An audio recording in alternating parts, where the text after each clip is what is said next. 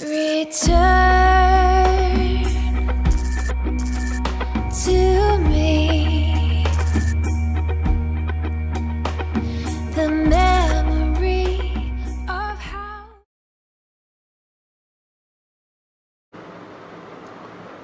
नमस्कार दोस्तों, आज आप लोगों को इस वीडियो के अंतर्गत कोरोना वायरस से संक्रमित मरीजों को स्वस्थ करने या आपके शरीर के अंदर इम्यूनिटी को इतना बूस्ट, स्ट्रॉन्ग या मजबूत करने की है कि कोविड-19 यानी कोरोना वायरस आपको कोई भी हानि ना पहुंचा सके।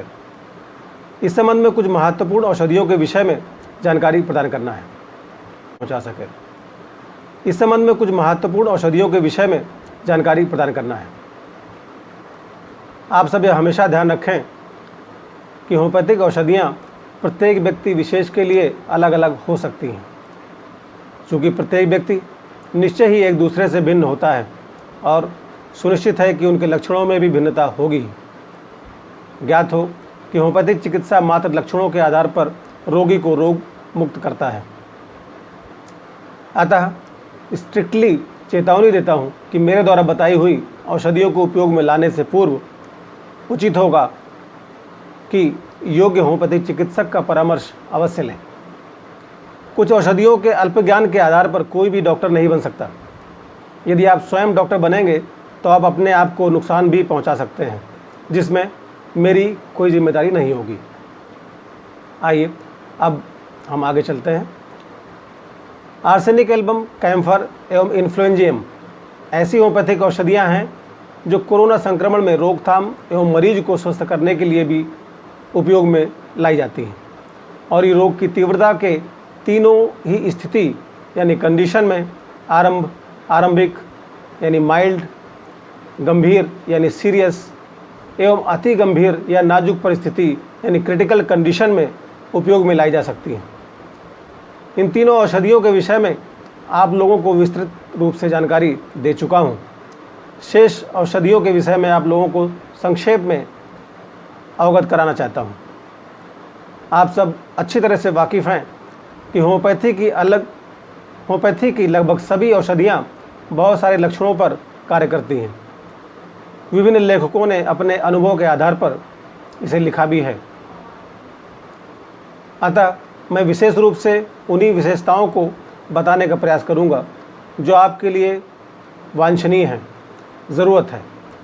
अन्यथा वीडियो बहुत बड़ा हो जाएगा और आप सब बोर होने लगेंगे, जो मैं कतई नहीं चाहता।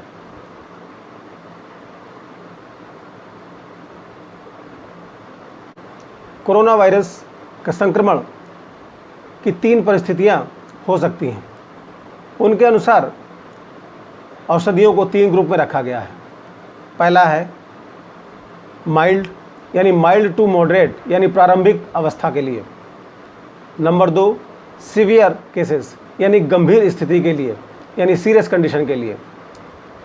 और नंबर 3 है क्रिटिकल कंडीशन या अति गंभीर नाजुक स्थिति के लिए। तो पहले हम लेते हैं प्रथम ग्रुप को यानी माइल्ड केसेस के लिए।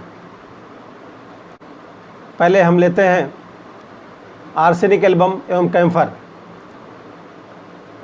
इन औषधियों के विषय में मैंने आप लोगों को पहले ही प्रिवेंटिव मेडिसिन के अंतर्गत जानकारी दे चुका हूँ।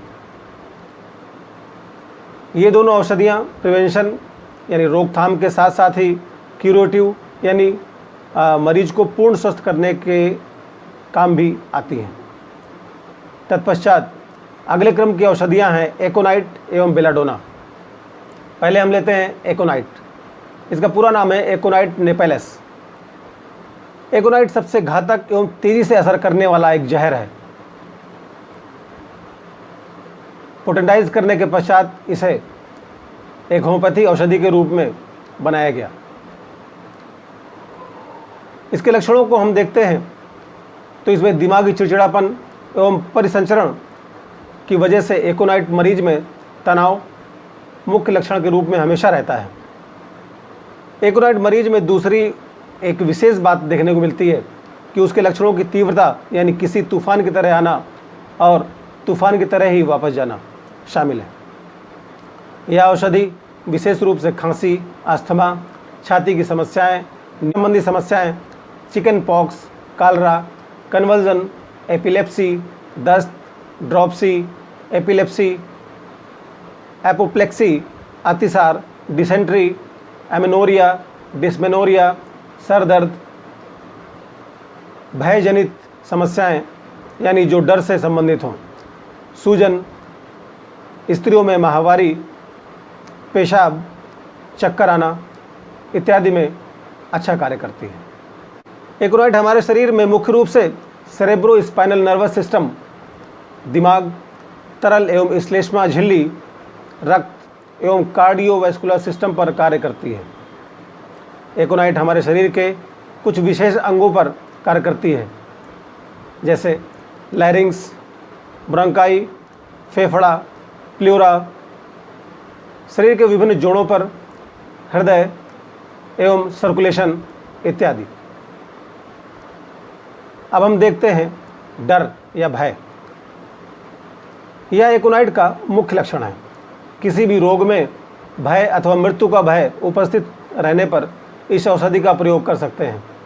भय के और भी उदाहरण आप देख सकते हैं, जैसे भीड़ में जाने से डरना, बाहर निकलने से डरना, बहुत दूर से आती हुई गाड़ी को देखकर डरना और पहले से ही स्तब्ध हो जाना और सड़क पार न करना, भूत प्रेत से डरना, भूत प्रेत से डरना, नवविवाहिता द्वारा प्रथम गर्भावस्था के दौरान इतने बड़े बच्चे को वह कैसे जन्म दे सकती है, इस बात से डरना। एकोनाइट 200 की मात्र एक खुराक ही उसके अंदर से डर को खत्म कर देगी।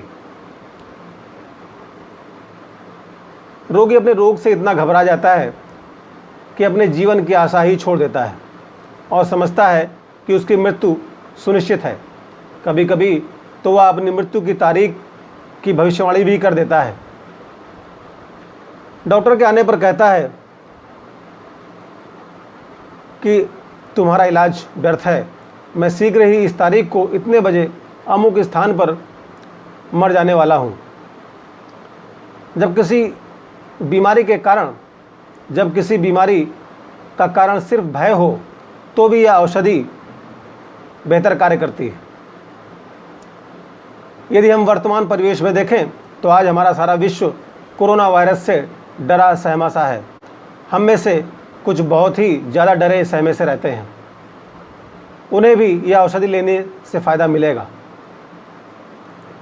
भय या घबराहट एवं बेचैनी ये दोनों ही एक दूसरे से भिन्न हैं। ये जरूरी नहीं कि रोगी में मृत्यु का भय ही हो, या घबराहट, एंजाइटी तथा बेचैनी यानी रेस्टलेसनेस भी हो सकती है। घबराहट में मृत्यु का भय अंतर्निहित रहता है, यह मानसिक है और इसी कारण घबराहट से बेचैनी पैदा होती है। यह शारीरिक है। चूँकि एकोनाइट में शीत यानी ठंड से रोग होना प्रधान कारण है, इसलिए शीतजन्य रोगों में इसका विशेष उपयोग होता है। शीत दो प्रकार की होती है, नमी एवं खुश्क। खुश्क सूखी ठंडी हवा की शीत से अचानक जो रोग उत्पन्न हो जाते हैं, उन सब में एकोनाइट विशेष लाभप्रद है। शीत का प्रबल वेग से आक्रमण इसका विशेष लक्षण है। यदि शीत की वजह से लंबे सफ़र के पश्चात जोड़ों में दर्द के साथ ज्वर एवं बेचैनी हो जाए, शीत के कारण आँखों की परेशानी, कान की परेशानी, ज्वर, पेट की शिकायतें, दर्द में जलन, न बुझने वाली अत्यधिक प्यास, फेफड़ों में तकलीफ, गले में टॉन्सिल, साइटिका, दांतों में दर्द तथा शीत के ही कारण अचानक न्यूमोनिया का आक्रमण हो जाए, मृत्यु के भय से चेहरे में घबराहट, बेचैनी दिखे, सांस लेने में परेशानी हो, फेफड़ों में गर्माहट महसूस होना, बाएं छाती में लगातार दबाव महसूस होना, छाती में सुई की नोक चुभने जैसा दर्द होना, किसी भी करवट लेटने पर आराम न मिले, खांसते ही चमकीला लाल रंग का रक्त दिखे, ऐसे अचानक एवं प्रबल वेग के निमोनिया के आक्रमण में आरंभ में एकोनाइट अत्यंत लाभप्रद होता है। शीत के अतिरिक्त गर्मी के रोगों जैसे दस्त, सिरदर्द, लू, बेचैनी, बच्चों में पेट की तकलीफ़ें इत्यादि में भी एकोनाइट महत्वपूर्ण है। एकोनाइट में एक और विशेष लक्षण है कि व्यक्ति जिस करवट भी लेटेगा उसके चेहरे में उसी तरफ पसीना फूटेगा, जबकि दूसरी तरफ सूखने लगता है। कभी कभी शीत या भय के कारण फेफड़ों की छोटी छोटी श्वास नलिकाएं या प्रणालिकाएं संकुचित हो जाती हैं और रोगी को दमा जैसी शिकायत होने लगती है। श्वास तेजी से चलती है, श्वास लेने में कष्ट होता है, श्वास की प्रणालिकाएं सूखने लगती हैं, रोगी अचानक बिस्तर से उठ बैठता है, गला पकड़ने लगता है, कपड़े उतार फेंकता है, प्यास लगती है। भय से रोगी आतंकित हो उठता है, डर जाता है, हृदय में दर्द का अनुभव होता है, पसीने से भीग जाता है, तरबतर हो जाता है, किंतु त्वचा गर्म रहती है। ऐसी परिस्थिति में एकोनाइट रोगी की परम सहायक औषधि हो सकती है। अब हम देखते हैं कि रोगी में ऐसी कौन सी परिस्थितियां हैं जिनमें रोग की तीव्रता में अधिकता या कमी आती है। अनकवरिंग एवं खुली हवा से रोग की तीव्रता में कमी आती है, जबकि शाम को रात में गर्म कमरे में रोग की तरफ लेटने से एवं बिस्तर से उठने पर रोग में वृद्धि देखी जा सकती है। इस दवा को, इस औषधि को हम कैसे ले सकते हैं? यदि कोई सेंसरी अफेक्शन हो तो उसके लिए एकोनाइट की 6 शक्ति की औषधि हम ले सकते हैं। यदि कंजेस्टिव स्थिति है तो उसमें 1 से 3 पावर की शक्ति ले सकते हैं। यदि नसों में दर्द है तो टिंचर की मात्र 1 बूंद पानी के साथ और उसके बाद 30 शक्ति या मरीज की संवेदनशीलता के अनुसार इसे हम ले सकते हैं। मैं पहले ही बता चुका हूँ कि एकोनाइट एक जहर है, इसलिए मैंने मदर टिंचर की 1 बूंद बताई है, ज़्यादा लेने की आवश्यकता नहीं है। यह औषधि विशेष रूप से नवीन यानी एक्यूट रोगों के लिए उपयोग में लाई जाती है। इसका प्रयोग जल्दी जल्दी रिपीट करना होता है, जिससे रोग में जल्दी फ़ायदा मिलता है। हमारी अगली औषधि है बेलाडोना। आप लोगों से एक निवेदन है कि वीडियो को आरंभ से अंत तक अवश्य देखें, तभी आपको औषधि के सारे लक्षण समझ में आएंगे। और मेरे बताई हुई चेतावनी को ज़रूर ध्यान में रखें। इससे आप होम्योपैथिक औषधियों को अच्छी तरह से अपने परिवार के साथ उपयोग में ला सकते हैं। धन्यवाद।